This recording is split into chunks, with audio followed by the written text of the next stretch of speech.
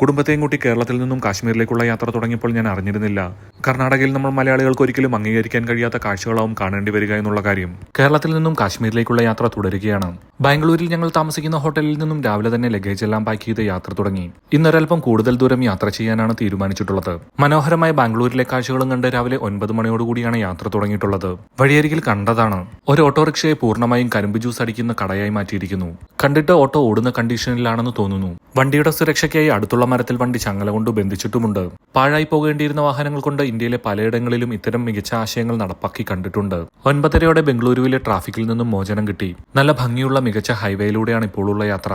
തമിഴ്നാടും കർണാടകവും ഹൈവേ നിർമ്മാണത്തിന്റെ കാര്യത്തിൽ മത്സരമാണെന്ന് പലപ്പോഴും തോന്നിയിട്ടുണ്ട്. എന്നാൽ കേരളത്തിൽ ഇപ്പോൾ പണി നടന്നുകൊണ്ടിരിക്കുന്ന NH-ലൂടെ വണ്ടി ഓടിച്ചു കഴിഞ്ഞപ്പോൾ എനിക്ക് തോന്നിയത് പണി പൂർത്തിയായി കഴിയുമ്പോൾ സൗത്ത് ഇന്ത്യയിലെ ഏറ്റവും ഭംഗിയുള്ള ഹൈവേ വരാൻ പോകുന്നത് കേരളത്തിലാണെന്നാണ്. 10 മണിയോടെ ആദ്യത്തെ ടോളും 10:15 രണ്ടാമത്തെ ടോളും എത്തി.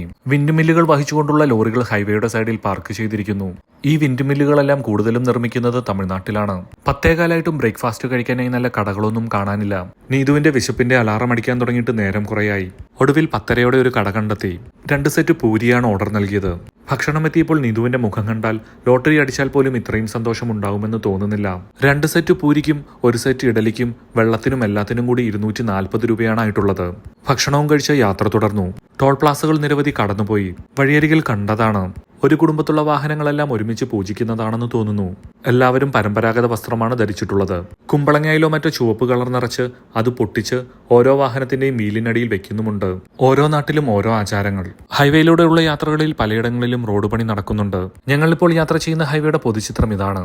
വിശാലമായ ഹൈവേ. ഹൈവേയുടെ സൈഡിൽ ധാരാളം കൃഷിയിടങ്ങളും തരിശു ഭൂമികളും.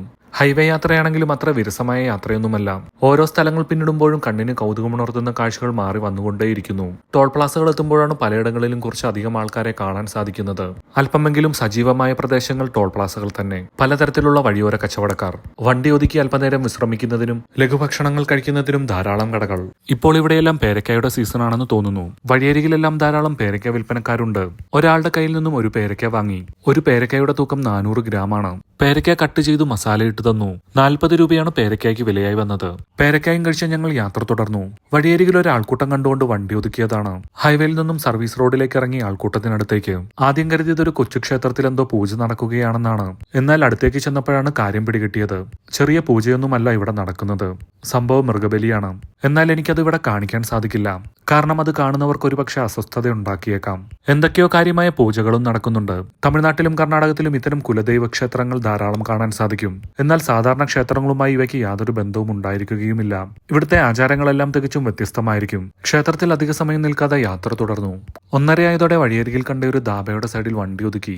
നല്ല വിശപ്പ് വീണിട്ടുണ്ട്. കാലത്തിനനുസരിച്ച് മാറ്റങ്ങൾ ഉൾക്കൊണ്ട് നിർമ്മിച്ചിട്ടുള്ള ധാബയാണെന്ന് തോന്നുന്നു. ധാബയിൽ കട്ടിലുകൾ നിരത്തിയിട്ടിട്ടുണ്ട്. ഇരുന്ന് കഴിക്കാനുള്ള കസേരകൾ വേറെയുമുണ്ട്. പഞ്ചാബിൽ നിന്നുള്ളവർ നടത്തുന്ന ധാബയാണ്. ഉച്ചഭക്ഷണം പാഴ്സൽ വാങ്ങി യാത്ര തുടർന്നു. കർണാടകയിലെ ചിത്രദുർഗ ഏരിയയിലൂടെയാണ് ഇപ്പോഴുള്ള യാത്ര. 34 ഡിഗ്രിയാണ് ഇപ്പോൾ ഇവിടുത്തെ ടെമ്പറേച്ചർ കാണിക്കുന്നത്.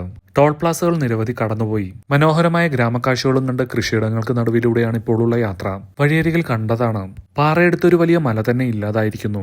വിജനമായ പ്രദേശമായതുകൊണ്ട് തന്നെ ആർക്കും ബുദ്ധിമുട്ടുള്ള രീതിക്കുള്ള പാറയെടുപ്പാണെന്ന് തോന്നുന്നില്ല. കർണാടകയിൽ ഇത്തരം ധാരാളം കോറികൾ ഉള്ളതായി കേട്ടിട്ടുണ്ട്. വഴിയരികിൽ എന്തോ കൂട്ടിയിട്ടിരിക്കുന്നത് കണ്ടുകൊണ്ട് വണ്ടി ഒതുക്കിയതാണ്.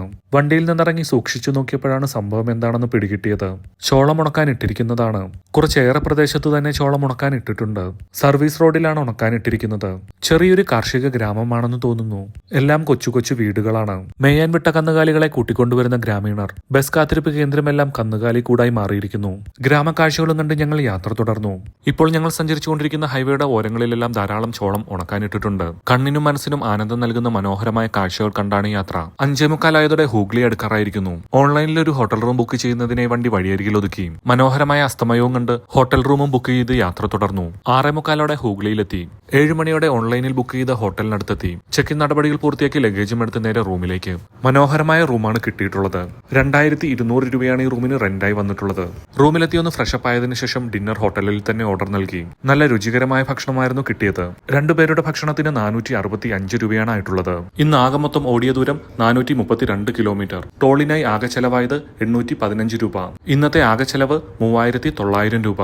ഇനി നാളെ രാവിലെ തന്നെ എഴുന്നേറ്റ് കാശ്മീരിലേക്കുള്ള യാത്ര തുടരണം.